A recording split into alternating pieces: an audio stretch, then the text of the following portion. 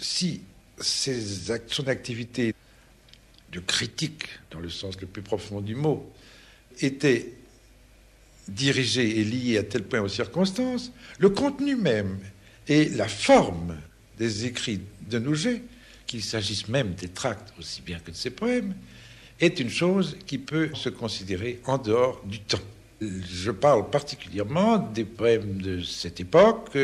Par exemple, il y en a un qui, pour moi, était un des plus beaux poèmes de Nouget. Si vous permettez, je vais vous le rappeler. C'est un poème qu'il a écrit vers 1924, qui s'intitule « Bonne volonté ». Ce titre est très important. « Bonne volonté ». Chacun y mettait du sien. La forêt ses croupes bleues, le ciel son plus blanc nuage, l'eau sa transparence, Marie son corps au fil de l'eau, et toi dans le paysage, ton pas égal vers la mer.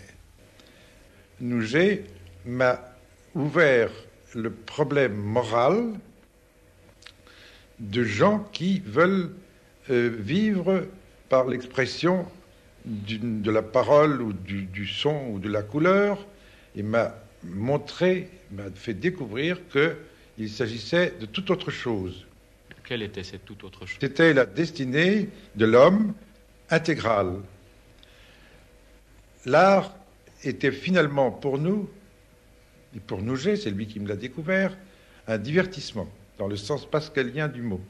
Et c'est là que j'ai compris qu'il était nécessaire, pour chacun, en tout cas pour moi, de recommencer à zéro.